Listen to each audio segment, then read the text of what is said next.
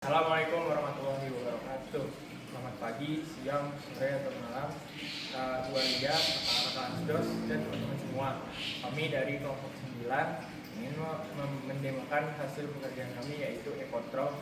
Ini saya Muhammad Raffi Dia 1352507, dan ditemani teman saya Gendra Yulfana dengan NIM 1352513. Ini Gendra akan mencoba menjelaskan bagian powering system terlebih dahulu.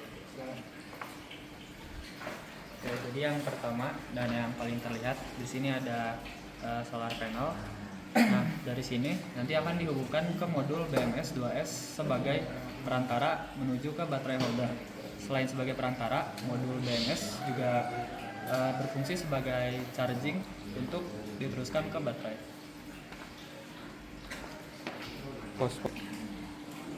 Nah, di sini saya akan melanjutkan penjelasan dari Diandra.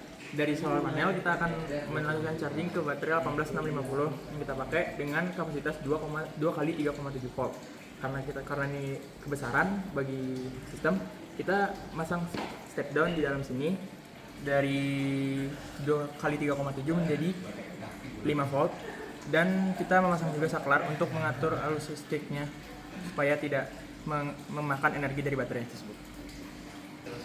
Lalu selanjutnya dari step down akan dihubungkan ke breadboard. Jadi yang positif akan dihubungkan ke rel ground, terus yang negatif akan dihubungkan ke rel volt. Lalu dari breadboard itu akan dihubungkan ke ground sama 5 voltnya VSD agar VSD ini bisa menyala. Nah, di bagian sini kami menggunakan dua buah sensor. Sensor yang pertama adalah di bagian dalam, yaitu untuk mendeteksi ketika ada yang membuang sampah dan ketika sampah masuk. Nah, untuk sensor yang di bagian luar adalah untuk mendeteksi ketika ada orang yang mendekati sampah. Dan ketika seseorang itu membuang sampah dan sampahnya masuk, maka sensor ini mengirim sinyal ke LCD ini dan menampilkan sebuah informasi bahwa sampahnya masuk dan berapa persen sampah itu penuh di bagian tempat sampah ini. Selain itu, di informasi LCD ini juga memberikan keterangan bahwa orang itu mendapatkan berapa SP ketika membuang sampah. Ini saya akan menjelaskan bagian softwarenya. Nah, di bagian software kita tuh terdapat backend dan frontend. Di bagian backend kita menggunakan REST API yang akan terhubung secara asinkron kepada ESP32-nya.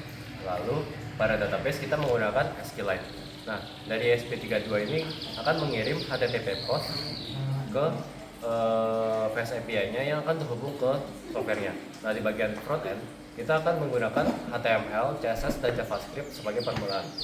Lanjut, ini adalah tampilan pertama pada software kita. Ini bagian berandanya atau bisa disebut landing page. Lanjut kepada page ranking. Di sini ada leaderboard untuk semua yang terdaftar di sini. Ini adalah draw untuk buang sekarang. Ini ada icon profil dan untuk daftar profilnya juga ada di sini. Lanjut, di sini adalah riwayat buang sampah. Lanjut, di sini ada buat login admin.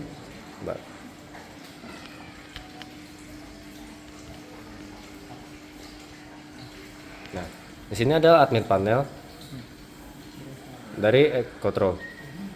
Sini buat kelola bin dan juga buat kelola user, buat simulasi kepada alatnya atau hardwarenya, dan juga buat cek manual throw-nya. Di sini saya akan menjelaskan langkah-langkah cara menggunakan produk Ekotrol ini. Jadi yang pertama, kita akan nyalakan dulu saklarnya. Lalu tunggu agar Ekotrol ini menghubungkan ke software yang telah kami buat.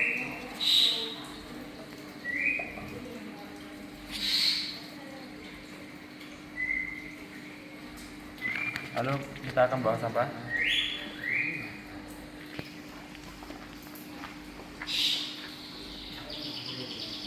Dan tunggu sampai